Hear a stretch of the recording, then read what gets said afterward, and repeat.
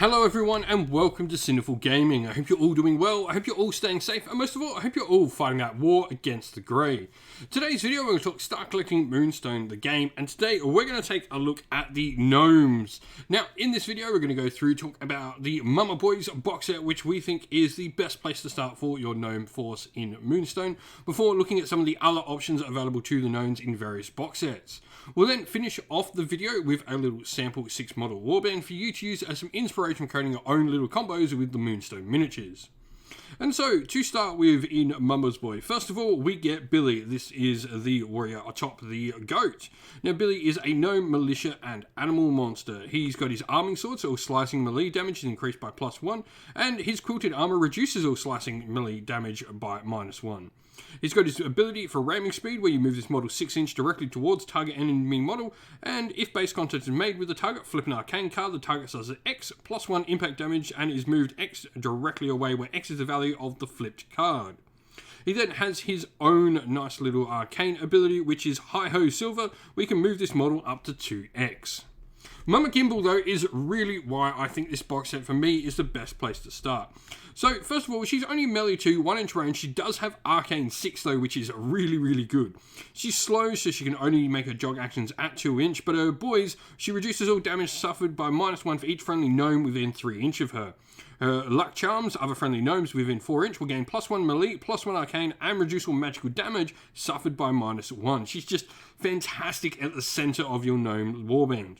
Her Mother's Love is a 10 inch once per game ability, once per turn ability she can use. Move 2 inch directly towards target gnome, and that target moves 2 inch directly towards this model and restores 2 wounds. Her Mother's Wrath is a 3 inch pulse once per game. Other friendly gnomes with the pulse gain +1 energy, and enemy models with the pulse suffer 2 wounds. She can also have an arcane ability for some nice healing as well. Like I said, she's just fantastic as a central character to your gnome force. Healing, buffs, debuffs, everything you need. Now, she also is joined by Quarrel, who is a gnome, soldier, and militia model. He's slow, so he is limited to 2 inch, but Dirk is, if this character deals slicing melee damage, you increase the damage dealt by +1. He's got his crossbow. Now, this does have to reload for 2 energy, but you can shoot it for his arcane ability once per game unless reloaded, and then target suffers 2x piercing damage and is moved 1 inch directly away. The Brothers in Arms ability is target other friendly militia, gains +1 arcane stat and +2 melee stat until the end of turn. That target may discard 1 energy to give this character +1 arcane stat and +2 melee stat until the end of turn as well. Now, looking at where we can go from here with the gnomes, the next one we have is the Brothers in Arms box set. And this contains Young Jack, Braddock, and Morris. Young Jack is a noble militia gnome. He's got melee 4 with a 1 inch range and arcane 2. His ancestral sword means all slicing melee damage is increased by +2, and if the character deals piercing melee damage, it's increased by +1. He also reduces all damage suffered by -1 thanks to his ancestral shield. Lucky is his ability. You can look at the top 5 cards of the arcane deck and put any number of the top of the deck in any order, and put the remainder at the bottom of the deck in any order you want to. His arcane ability is Magical Brew, where once per turn he can restore X wounds or gain X energy. Braddock is in there. This is the old guy in the box set. Now, he is the one with the big giant pipe that he's smoking. Melee 4, 1 inch range, arcane 2, and no evade. He's another gnome militia. Quilted armor, -1 damage for all slicing. And tough as old boots, he replenishes 2 wounds at the replenish step. Smell a Lie, enemy models targeting this model or a model within 2 inch must reveal their arcane card as it is played. And Sage Advice, friendly models within 4 inch may ignore catastrophe effects. Forgetfulness, though, remove 1 arcane or active ability from the target character until the end of turn is a really nice ability for an 8 inch range. And then his Snare Traps is his arcane ability where the target can suffer X piercing damage. Lastly, we have Morris, who is a gnome miner. He has a pick, so his slicing melee damage does nothing, but impact melee damage is increased by +2. His miner means when this model makes a harvest action, you gain possession of the Moonstone regardless of its depth value, which is just insanely good. And then tough as old boots at the start of the replenish step, he recovers 2 wounds. Shove, he can push a model away from him up to 2 inch, and Sinkhole, target will suffer X wounds and gain the slow rule. We then have the Outlanders box set. This contains another 3 gnomish warriors. It contains Joanna, the Nordic princess, Muride, and Joke, the Nordic shipwright. Now, Joanna is a gnome noble. She's got melee 5, which is really nice. Range 2 inch and arcane 3 with evade 0. A glaive means all slicing and piercing damage is by +1, and air sling reduce all damage this character would suffer by -1 for each other friendly gnome or animal within 4 inches to a maximum of -3.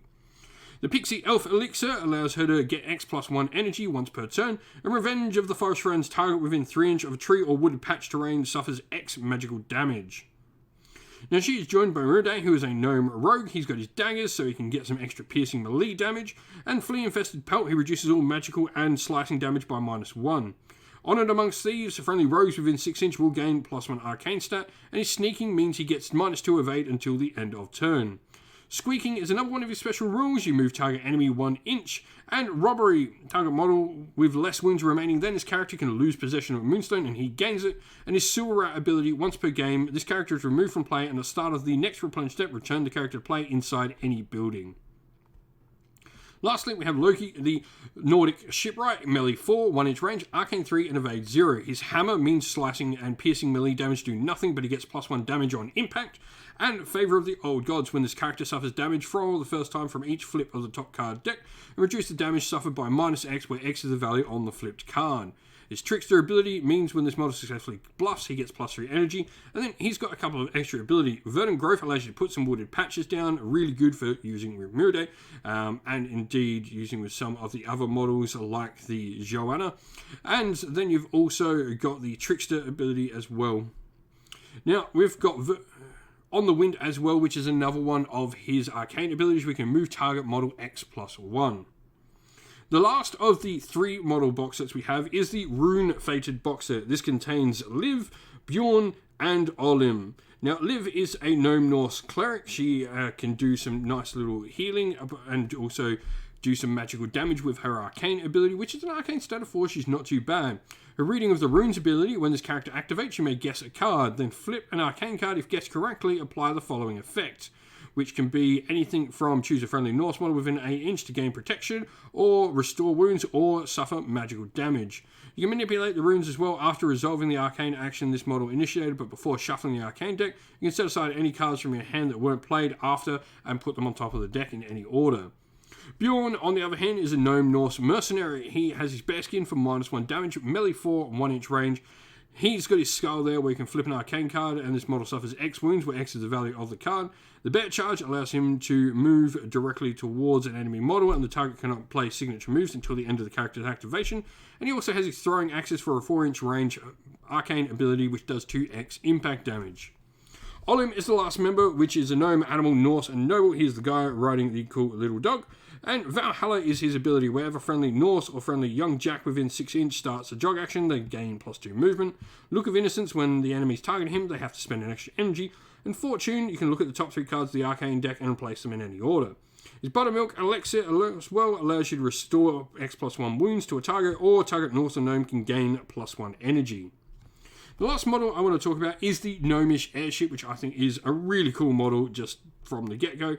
Now, this has no melee or no range. It sort of flies across the top of the battlefield, but it has the Bolt Thrower arcane ability where they suffer X+2 piercing damage and they're moved 1 inch directly away with its arcane of 3, and dropping bombs X+1 magical damage, and all other models within the pulse of 2 inch suffer this as well, which is pretty nice. And so this is the little sample warband we've gone for. For me, there is no one to start with but Mama Gimbal. She is just fantastic. Now we have got all the models from her box set in there in the Mama's Boy box set, in Quarrel and Billy joining her. Joanna, the Nordic Princess, I think is just too good to pass up. She's such a fantastic piece for the gnomes. And of course, with her ability in wooded terrain, you want Loki, the Nordic Shipwright, in there to be able to put some of that down on the table as well. Now, lastly, we've chosen to put Morris in the warband as well. I think his ability just to pick up Moonstone, regardless of Death Day, is just so useful in a game. It really does bring a lot. Now, you've definitely got a couple of good fighting pieces in here. You've got some cool shooting and range in things like Quarrel, but you've got good fighters in there. Both Billy and Joanna are decent fighters, and even Morris can be decent in a fight as well. And you've all got Mama Gimbal as your central piece to really bring everything together.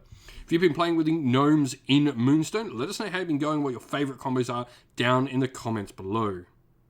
And so that is the end of the video. We hope you all enjoyed it. If you did, please don't forget to leave a like and subscribe to the channel if you haven't already. And also drop a comment down below letting us know what you enjoyed about the video. If you'd like to come chat more with me and other members of our little community here, we have a Discord server for Sinful Gaming, which you'll find linked down in the video's description. Also, if you'd like to help support the channel, you can do so either by supporting us on Patreon or YouTube members, both of which are linked down in the video's description, or grab some merch from our Teespring or Ko-fi stores for yourself as well. All of these are the best ways to help support the channel. As a special thank you to everyone who does help support the channel in such a way, we'd like to give a shout out to all our Patreons and YouTube members. So, thank you to our Patreons, Christian Weir, Soren, Kenny Lyle, Outer and Shot First, Andrew Bowen, Nathan Fee, The Rising Ape, Q Dynamic, Anthony B, JJ Austrian, Average Wargamer, Domir, Mark Harvey, James Cater, Bloobs, Benjamin Swallows, Red Martin, Kevin Bowman, Iron Grinch. And to our YouTube members, Green Roots Gaming, Ronya, Lock Lorick, The Johnny84, David Osworth, Wolfric Nick, Broken Chef, Ariana Edwards, Revenar, Pink Nico Fire, Robin Mankiller, Monty's Tabletop Terrain, John Castle, Davis Weir, James South, David Crozier, and Dylan Areno. And lastly, a special thanks to Lady Witchfox Art, who does all the amazing artwork for the channel, and a special thanks to all the mods that help with our Discord server and all the people that come on the regular to help with everything on the YouTube channel. Thank you all once again for watching. Stay safe everyone, stay well, and most of all, keep fighting that war against the grey. Ciao for now.